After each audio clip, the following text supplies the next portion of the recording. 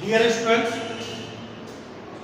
मैं आपको आज वर्क एनर्जी एंड पावर, जिसमें मैंने आपको कार्य के बारे में बता दिया और ऊर्जा के बारे में भी बता दिया था। आज मैं आपको शक्ति के बारे में बताऊंगा। ठीक है, कि शक्ति क्या है। शक्ति क्या होती है कि जैसे हम कोई वर्क करते हैं, वर्क करने में जो हमारी एनर्जी वेस्ट होती है वो तो ऊर्जा थी, और कार्य करने में जो समय लगे वो उसकी शक्ति कहलाती है।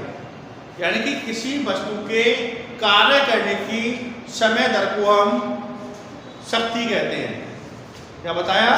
किसी वस्तु के कार्य करने की समय दर को हम शक्ति कहते हैं। इसे P से रिप्रेजेंट करते हैं। ठीक है, इसका जो मात्रक होता है वो जूल प्रति सेकेंड या वाट होता है।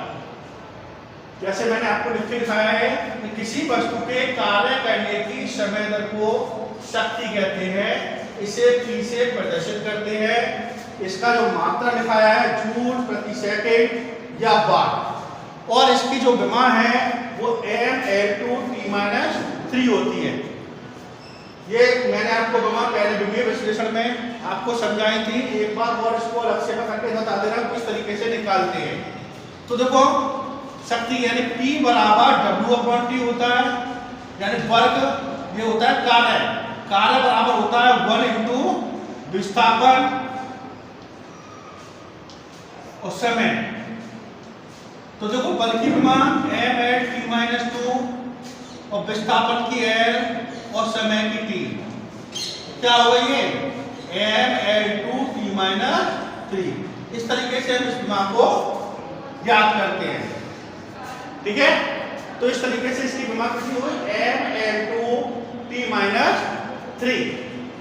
अब मैंने इसका जो मात्रा लिखा है, शक्ति का मात्रा वाट, तो हम इसमें वाट की परिभाषा बताएंगे। क्या होती है वाट की डेफिनेशन?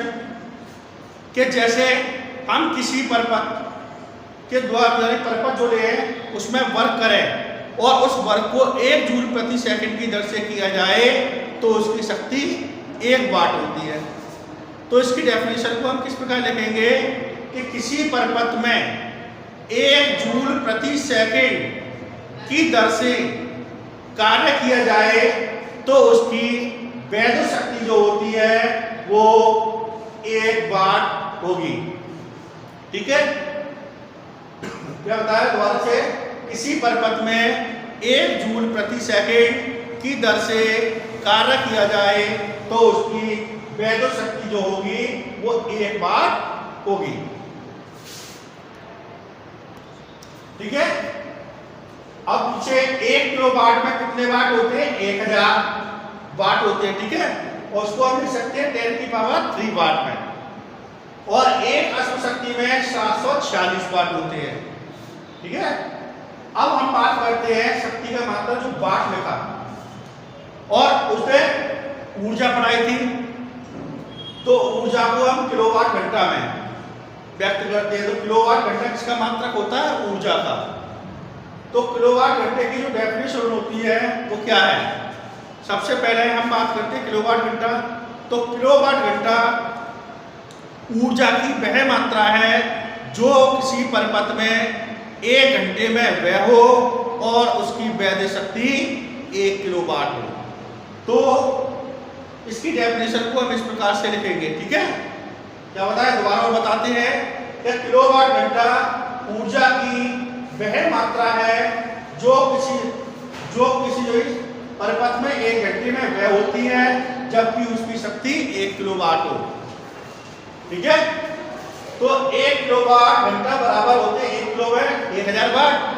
1 घंटे में 60 मिनट और 60 सेकंड, तो कितना होगा? 36 × 10⁵ पेपर में ये बहुत पूछा जाता है कि किलोवाट घंटा किसके बराबर है। तो कहीं कहीं आपका 36 × 10⁵ लिखा होता है, या फिर इस तरीके से लिखा होता है 3.6 × 10⁶। ठीक है, तो इस तरीके से किलोवाट घंटे को हम इस तरीके से इसकी परिभाषित करते हैं। इसके बाद में आपको अब ऊर्जा संरक्षण का नियम बताएंगे। ठीक है, ऊर्जा संरक्षण का नियम क्या है? ऊर्जा को ना तो उत्पन्न किया जा सकता है और ना ही उत्पन्न किया जा सकता है। यानी कि क्या होता है, ऊर्जा को ना तो उत्पन्न किया जा सकता है और ना ही नष्ट किया जा सकता है।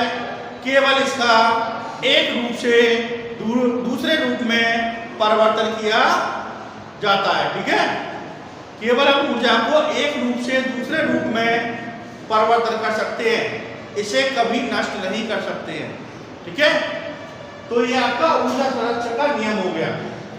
अब मैं आपको इसके बाद संघटन यानी कि टक्कर के बारे में बताऊंगा कि टक्कर क्या है। कि जब दो वस्तुएं आपस में एक दूसरे के समीप आकर टकराती हैं तो उनके बीच होने वाली अन्योन्य क्रिया को हम टक्कर कहते हैं। क्या बताया कि जब दो वस्तुएं आपस में एक दूसरे के विपरीत समीप आकर टकराती हैं तो उनके बीच होने वाली अन्योन्य क्रिया को टक्कर कहते हैं। ठीक है, ये टक्कर जो होती है वो दो प्रकार की होती है, एक तो पूर्ण प्रत्यास्थ टक्कर और दूसरी अपूर्ण प्रत्यास्थ टक्कर। फॉर एग्जाम्पल के रूप में जैसे दो हाथी के दांत या कंचे यानी कांच की बनी दो गोलियां जब एक दूसरे से आपस में टकराती हैं तो टकराने के बाद वो उनकी दो प्रकार की क्रिया होती है, एक तो पूर्ण प्रत्यास्थ एक अपूर्ण। यानी कि जब दो टक्कर आपस में यानी दो वस्तुओं की टक्कर होती है और वे टकराने के बाद एक दूसरे के विपरीत चली जाती हैं तो वो तो कहलाती है पूर्ण प्रत्यास्थ टक्कर। यानी कि टकराएं तो उनके यानी कि परिवर्तन हो जाएगा वेग में, यानी कि वेग बदल जाते हैं तो वो तो कहलाती है पूर्ण प्रत्यास्थ टक्कर। और जब दो वस्तुएं आपस में टकराएं, टकराने पर वह चिपक जाए, ठीक है, संवेग नेत्र रहे तो उसे हम बोलते हैं अपूर्ण प्रत्यास्थ टक्कर। जैसे मैंने इसमें बता दिया, कांच की जब दो गोलियां आपस में एक दूसरे से टकराते हैं, टकराने पर उनकी डायरेक्शन बदल जाती है। ठीक है, अब वो विपरीत दिशा में टकराने के बाद चली जाती हैं, वो तो पूर्ण में हो गया। अब इसकी बात बताएं, इसमें एग्जाम्पल क्या है कि एक गीली मिट्टी की बनी एक गोली लें और उसको आपस में यानी टकराएं या दीवार पर उसको टक्कर मारे तो क्या होता है कि वो मिट्टी की जो गोली है वो दीवार पर चिपक जाती है। ठीक है, तो ऐसी टक्कर को हम अपूर्ण प्रत्यास्थ टक्कर कहते हैं। इसका जो डेरिवेशन है वो अगले वीक पढ़ाएंगे। ठीक है।